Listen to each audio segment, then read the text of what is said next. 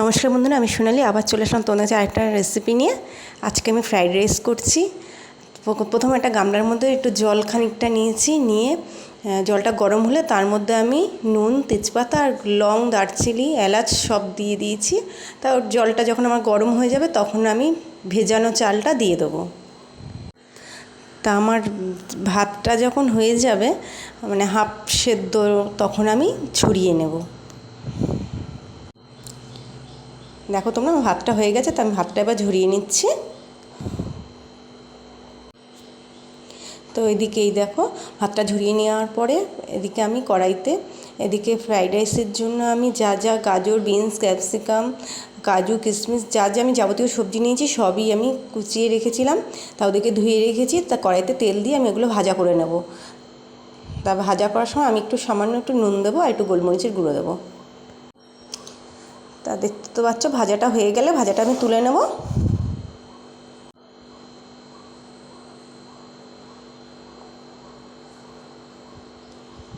এই যে লবণটা দিচ্ছি, কাজু কিশমিশ দিলাম।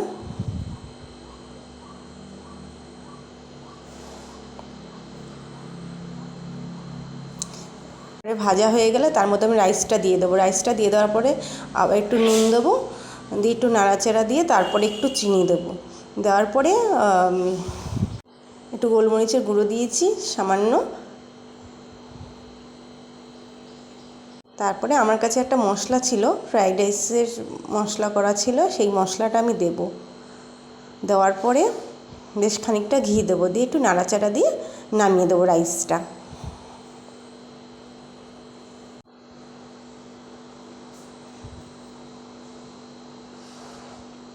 এই যে ভাজা মশলাটা দিচ্ছি। এই মশলাটা তোমরা বিরিয়ানিতেও দিতে পারবে। এই যে আমার ফ্রাইড রাইস কমপ্লিট। এবারে আরেকটা কড়াইতে চিকেনের জন্য প্রথমে কড়াইতে তেল দেওয়ার পরে একটু পেঁয়াজ, টমেটো, রসুন, আদা, কয়েকটা কাঁচা লঙ্কা সব দিয়ে এটা ভাজা করে আমি এটা মিক্সার বলে তুলে নেব। তবে কাঁচা লঙ্কা দিইনি, লাল কাঁচা লঙ্কাই দিয়েছি আমি। এগুলো ভাজা করার পরে আমি একটা মিক্সার বলে তুলে নিয়ে যাব।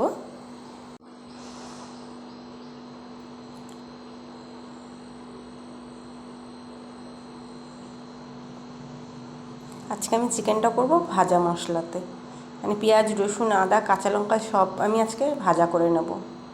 এইভাবেও চিকেনটা খুব ভালো লাগে, তোমরাও ট্রাই করে দেখো। দেখতেই পাচ্ছ আমার ভাজাটা হয়ে গেছে, পেঁয়াজ, কাঁচা লঙ্কা, আদা, রসুনটা।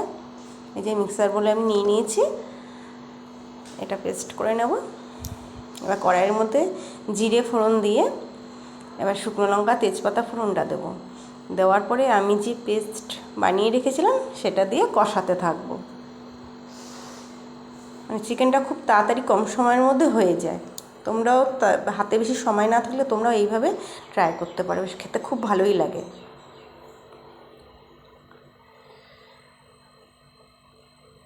এবার একটু তেলের মধ্যে হলুদ দিয়ে দিলাম মশলাটার মধ্যে, একটু কাশ্মীরি লঙ্কার গুঁড়ো দিলাম।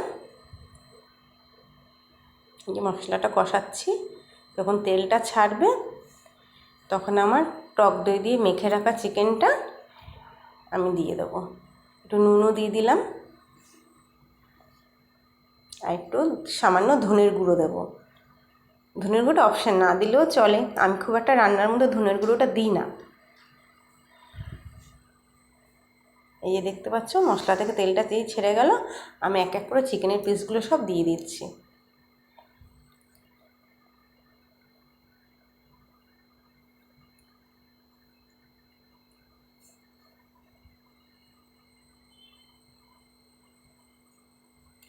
চিকেনটা ভালো করে কষাতে হবে। এই যে দেখতেই পাচ্ছ কষিয়েছি। এই চিকেনের গায়ের থেকে একটু তেল ছাড়বে, তখন সামান্য জল দিয়ে আমি চাপা দিয়ে দেবো।